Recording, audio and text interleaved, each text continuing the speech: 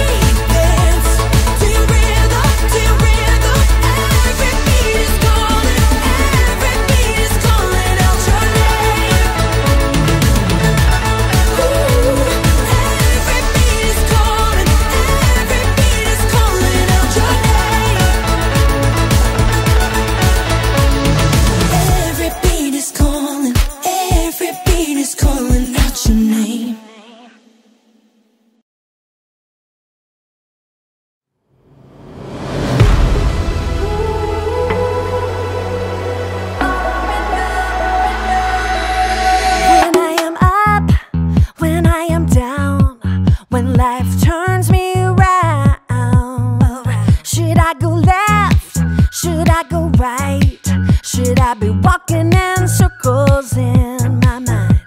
But I know God will make my path straight. I know I'm gonna shout and praise. My God can be trusted over and over and over again. My God can be trusted over and over and over again. Over and over and over again.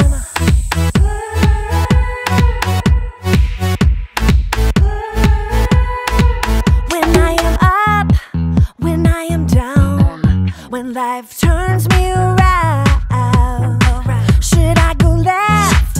Should I go right? Should I be walking in circles in my mind? But I know God will make my path straight. I know I'm gonna shout and praise. My God can be trusted over and over and over again. My God can be trusted over and over and over again. Over and over and over again. I'm confident. My God can. I'm confident. My God can.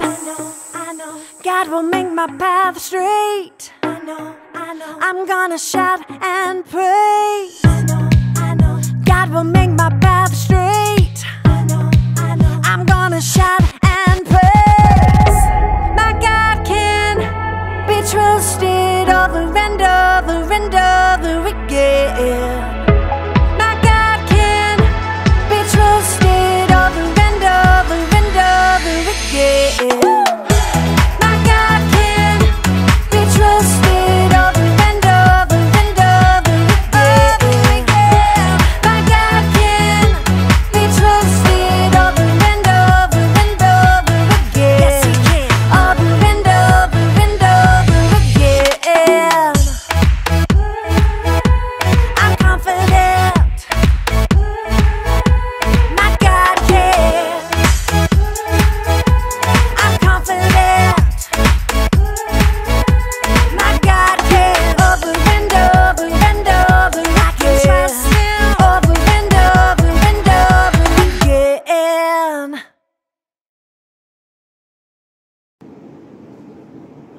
Greetings, viewers! I'm Spencer. Hi. You might be wondering, why am I wearing this costume? Well, come to think of it, I got this costume while Dad was deployed. And sadly, he was deployed a long time. And, well, I was worried he might never come back. Oh. But, and I prayed all night that God should bring him home safe. And what happened? Find out in this next video. Welcome to Story Lab. This week, we're talking about trust, while we look at the story of a man who had a lot to worry about. Oh, and we're also going to be doing this.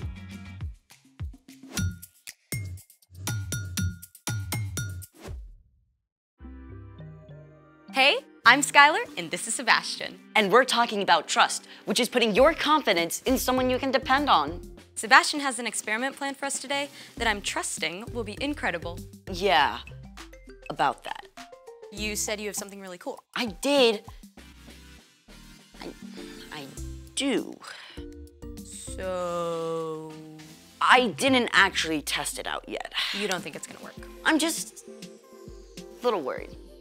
Well, what is it? This. We're gonna have a snack? No, we're gonna balance these forks together at once on the end of this toothpick, on the rim of that glass. Seriously? See, I knew it. No. We should try it. You'll think it'll work? I don't know, but just because you're worried doesn't mean we shouldn't try. Well then, let's make it. Step 1, interlock the tines of the fork. right, what if we, did it. That wasn't so bad. Step 2, stick the toothpick through the middle of the fork. And yes. So far, so good. Step 3, balance the forks on the rim of the glass. And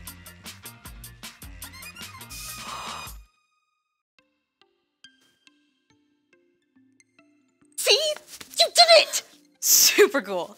You didn't have anything to worry about. That's not what I was worried about. What are you worried about? Step 4, Step 4. do not try step 4 without a grown-up. You'll do. Thanks. Step 4, we light the end of the toothpick on fire. Hold on, what's supposed to happen now? We light the toothpick on fire, it burns down to the rim. The fork stays balanced. That's not possible. There would only be a tiny piece of toothpick still on the glass. See, now you're worried. Maybe a tiny bit. Are we doing this? You are doing this. Countdown, please. 3, 2, 1. Fire in the hole.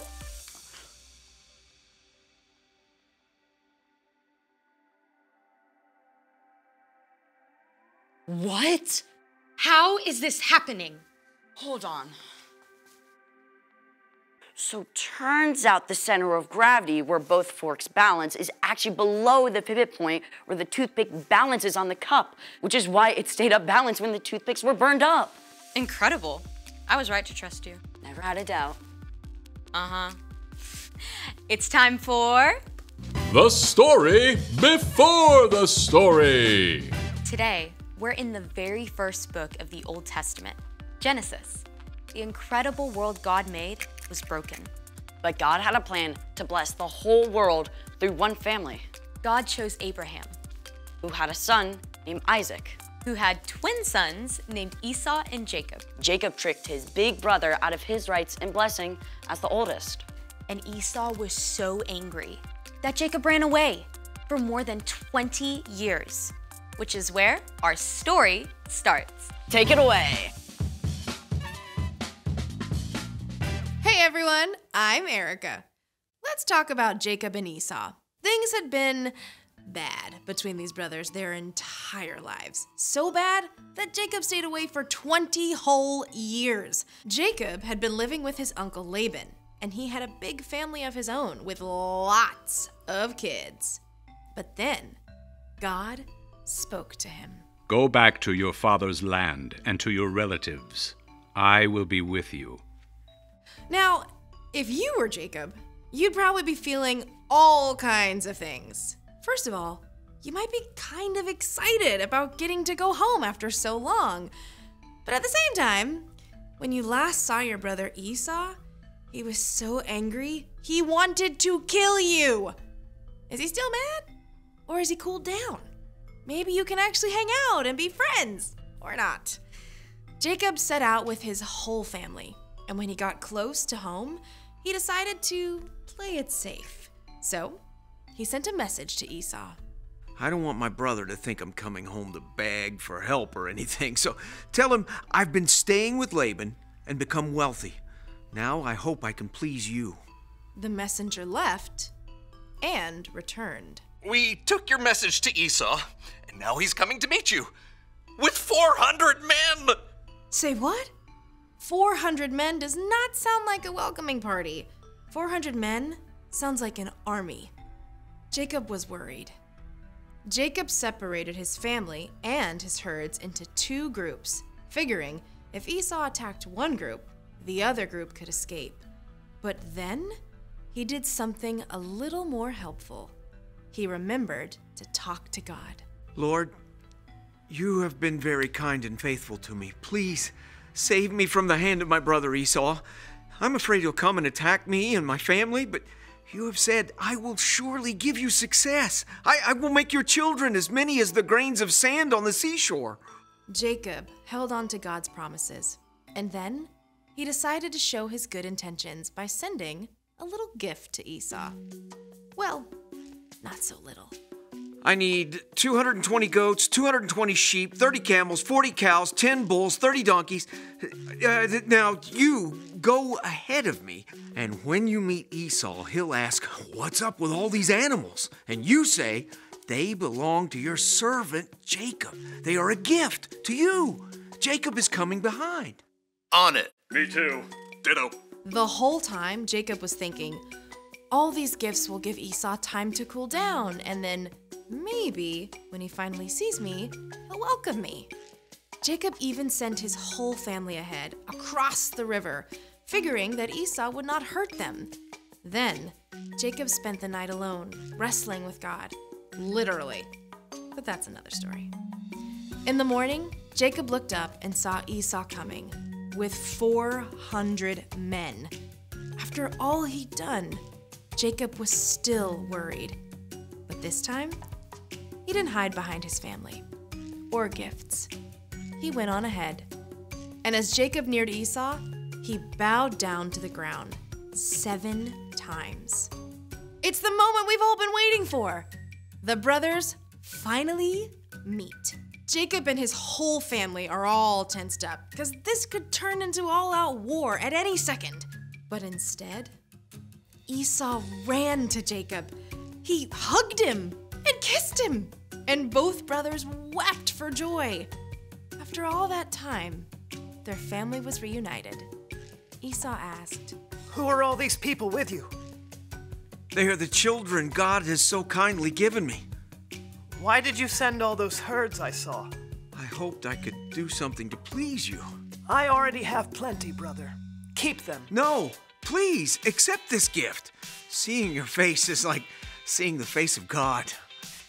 Then Esau went back to his home, and Jacob camped with his family in Canaan. The end! Wow. Jacob was so worried, but what he was afraid of didn't happen. Kind of sounds a lot like me today.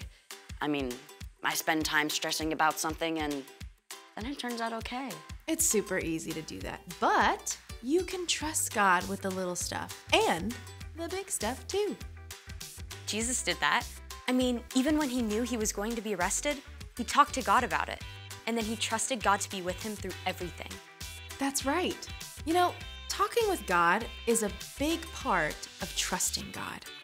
So, what's our part in this story? Well, maybe you're really worried about a big test.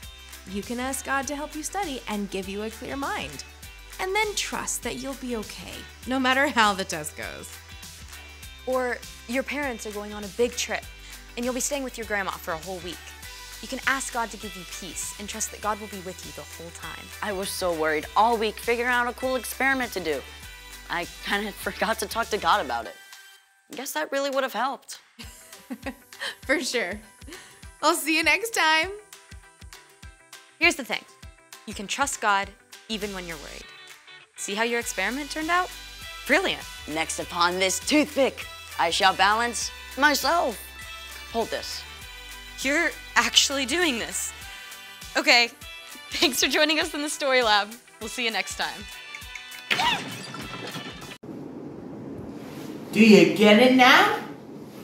That God can help you even when you're worried. As a matter of fact, Daddy's home, yeah. Now Dad can watch movies with us, eat dinner with us, and we can swim together. Now that's part of my life I can't take back.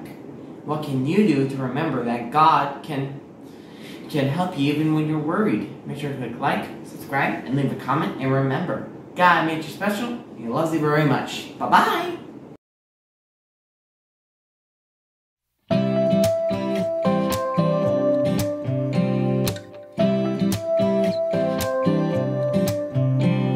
Trust is the foundation of relationships. It's you I can depend on. I give you my confidence. Trust old friends together like glue. You trust me and I trust you. We both do our best to tell the truth when it's not the easy thing to do. Honesty can build or burn bridges. All it takes is one small sentence. You don't speak unless the truth is in it. If you're in, sing it with us. Trust. You can trust in me. I know you're trustworthy. Yeah, you can trust in me. I know you're trustworthy.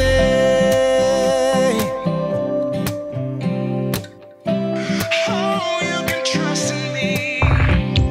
Trust is the foundation of relationships. You can count on me. You can count on me. It's you I can depend on. I give you my confidence. You can count on me, yeah. Trust holds friends together like glue. You trust me and I trust you. We both do our best to tell the truth when it's not the easy thing to do.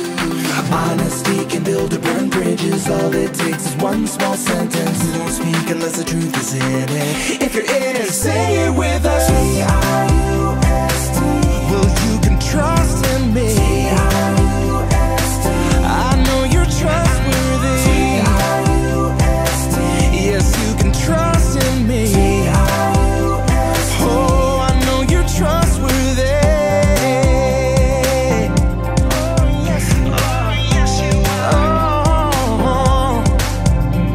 When life doesn't make any sense, I know you're here with me. Even when the pressure's on, you can depend on me. When life doesn't make any sense, I know you're here with me. And even when the pressure's on, you can depend on me. Oh. Trust. Trust. You can trust in me. Trust.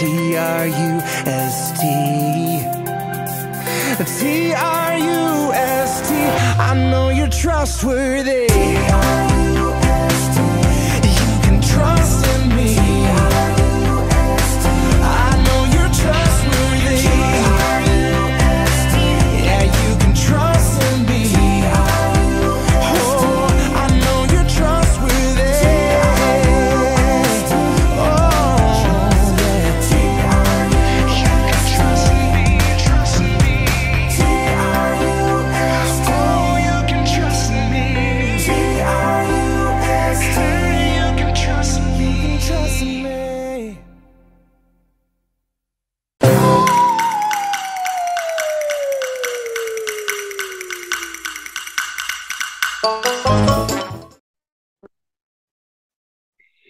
This week, we are finishing our Trust in the Lord series. And I have to tell you that lately, I have been comparing myself to other people. And when I compare myself to other people, nothing good comes out of it. Because you know what happens? I think that that person is better than me. You're better than me. You can jump higher. You can run faster. You can make friends easier. Right now, I'm talking to you. You can do a lot of things better than me. And what happens when we compare ourselves to other people, when I say, but you can make friends faster, and you can do better math, and you're prettier. When we compare ourselves, then we're not trusting God the way we should. Because who made us? God. So I, this week, have been comparing myself and the stuff I do and saying, well, somebody else can do it better. But God has chosen me. At this particular minute, God chose me to talk to you about trusting God. when we say somebody else can do something better, what we're saying is we don't trust God to get us through doing the best we can. We want to trust God with everything, don't we? And so I'm going to share my screen and I am going to show you the bookmarks for last week and for yesterday and today for First Kids. So it comes from, it's actually day 1 and day 2 from this week. So for the bookmark, and if you don't have it, it's okay. I want you to find a Bible and read Psalm 121. See, it's right here, 121, verses 1 through 2, and then 121, verses 3 and 4.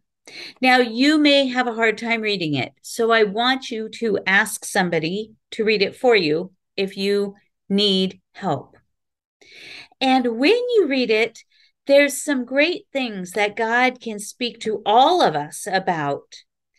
And so do you see right here where it says, write these sentences on a separate piece of paper or an index card, just a small piece of paper. On 4 pieces of paper, you're going to say on one of them, I look up to the mountains. On the second one, where does my help come from? The third one, my help comes from the Lord. And number 4, He is the maker of heaven and earth. Now, if you don't have these bookmarks, it's okay. And you can pause the video if you need to remember what to write down. You're going to make stepping stones. And you're not only going to make 4 stepping stones, you're going to do a few more, because you're also going to do 3 more. Do you see right here where my arrow is?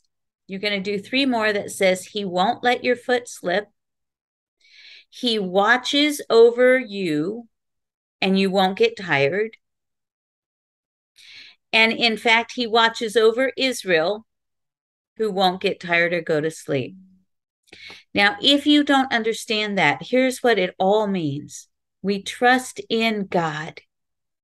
We trust God when we look into the sky, when we look at the mountains. We trust God when we don't know what to do, when we think that somebody else is better than us. We trust God for help, for Him to tell us, you know what? I created you and you are the best person for this job at this moment. Pastor Julie, you're the best person to talk about trust to the kids at this moment. That's what I'm doing with you, right? Even though I think that there might be somebody else better, that doesn't matter. God says you are the best for this moment because God is the one that made me. He's the maker of heaven and earth. God is the one that made me. I should not be arguing with God over who is best. God made me with some great gifts, and He made you with great gifts. He will not let you down. He watches over everything you do, and when you trust in God, you won't get tired. You might get sleepy and need rest, because we all do, but you're not going to get tired. You're going to be happy and ready to do the next thing, and He watches over everything you do. All right, now here's what I want you to do with your 7 index cards or pieces of paper that have the writing on them. So the first, remember the 4 plus the 3 more, that equals 7. I look up to the mountains. Where does my help come from? My help comes from the Lord. He is the maker of heaven and earth. He won't let your foot slip. He who watches over you won't get tired. And in fact, He who watches over Israel won't get tired. Okay, I think that my fingers showed 8, but there were really only 7. You're going to make those, maybe color them like rocks. And I want you to spread them out and then try to jump from one to the next and jump on them. What you're doing is you're saying, I trust God and I'm jumping on 1. I trust God and I'm jumping on 2. I trust God and I'm jumping on 3. Trust God in everything that you do. And maybe invite your sister or your brother or your friends or your mom or your dad to also play, because we all need to trust God. I need to trust God. Sometimes I don't. And maybe I need to make these stepping stones. But I don't know if I can set them as far apart as you, because you can jump higher and better. But I can still do it. And it'll remind me to trust God. This week, trust God, no matter where He lands you, no matter where you are. Put one foot in front of the other, jump to the next thing. And remember that God created you, and you are really good at a lot of things. Trust God to show you what you're good at. I love you guys very, very much. And I want you to have a phenomenal, best week ever. You are great.